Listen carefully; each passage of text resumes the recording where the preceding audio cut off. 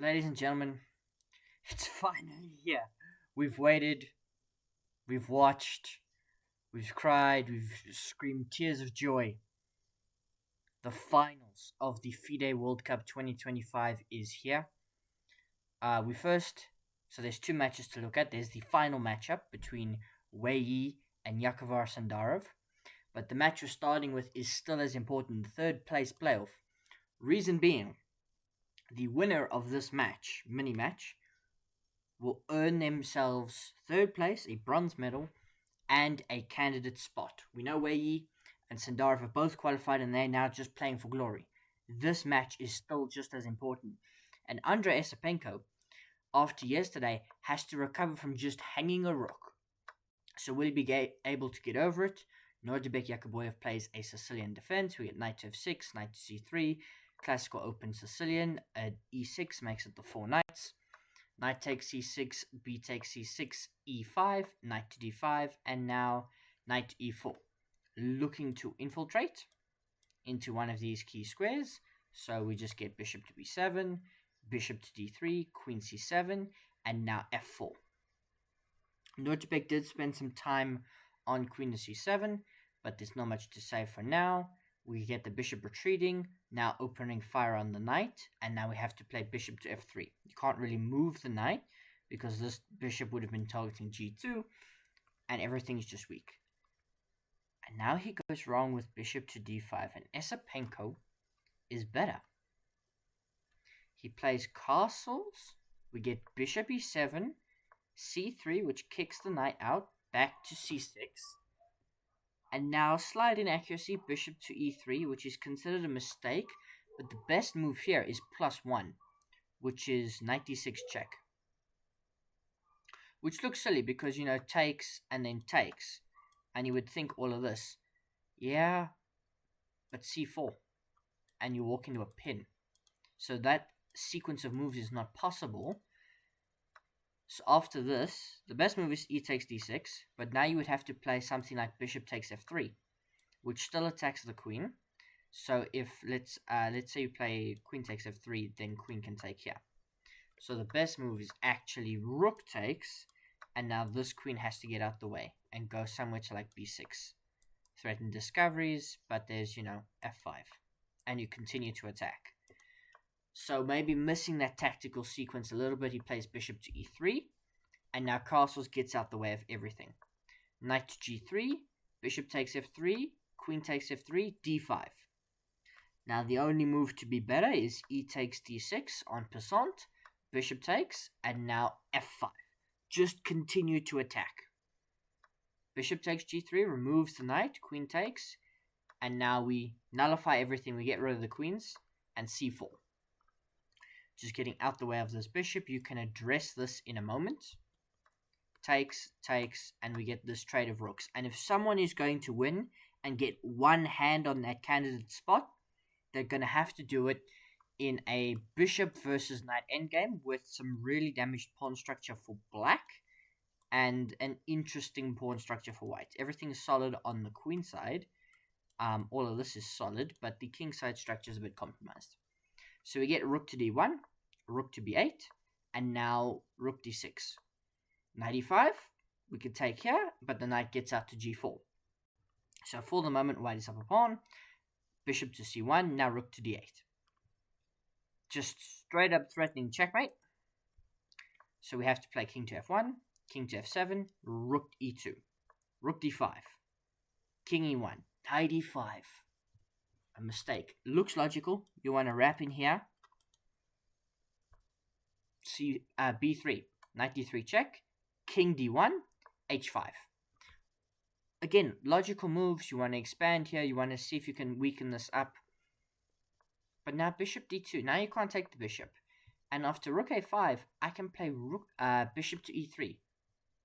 Defending that weakness. And now getting my bishop perhaps to d4. So a6. We capture once, and it's just a free pawn. You can't take it back. Now we have to play rook e5, but bishop d4. And Esipenko is just completely winning. Rook g5, I've got king c2. Rook takes, bishop e3 wins the game. because you cannot defend this knight.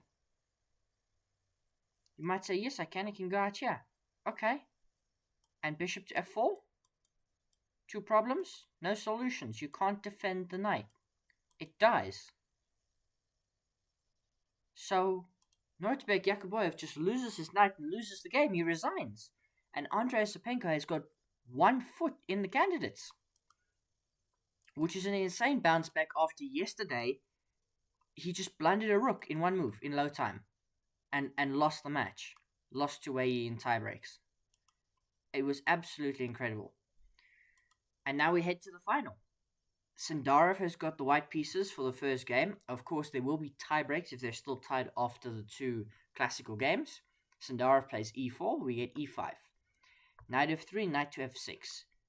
It's a Petrov defense in the most important one-on-one match of the year. d4, knight takes e4, bishop to d3. d5, knight takes e5. This has been seen before. I think Wei Yi's had a game like this, or Sindarov's had a game like this. This has been seen before in the tournament. Knight d7, short castles. Knight takes e5, pawn takes e5, and now knight to c5, looking to secure the bishop. Happy for you to do so. Knight takes d3, queen takes d3. So Wei Yi has got 2 bishops. He has given whites quite good central control, and now this pawn is a little bit isolated, but you can always defend him with like c3, but then there's c4 kind of stuff that you've got to calculate. So he starts with g6. We get bishop to e3, and now c5. Just taking as much central space back as he can, and he will get the bishop out here probably in the near future. Knight to c3, and now d4. Looks like a fork, but you've got this, knight e3. Which is a lovely move. Because if you take, you lose. Basically, is the idea, because knight f6 check, king e7, and queen b5. Threatening takes, bringing in the rooks. It's all just very, very bad. So you can't actually take what appears to be a free piece. So we first get bishop to e7, covering that check. The bishop now drops back, and now we get bishop f5, pinning the knight to the queen. Queen drops back to e2, and now finally, short castles by black on move 14. The players have spent no time. I've explained all the intricacies. They've spent no time, and they bust out the next few moves without spending any time. In fact, the first time they really spent time was on this sequence of moves. Bishop to f2, and now here Wei Yi thought for a bit. He's got a couple of moves to consider, and he decides to just simply play bishop to b5. Because if you take, I will take back with the queen and then win this pawn. So now you've got some moves to consider. You can play moves like a4, which get the bishop off that diagonal. You can play queen to f3, and you can play knight takes c5. Yavor Sindarov elects for queen to f3. We now get bishop takes b2, and now a mistake from Sindarov. He plays rook b1, which on the surface looks like a great move. It looks like you have just won a bishop. The only way for the queen to defend is on these 2 squares, and both are defended. You can't go to either of these 2 squares as the queen.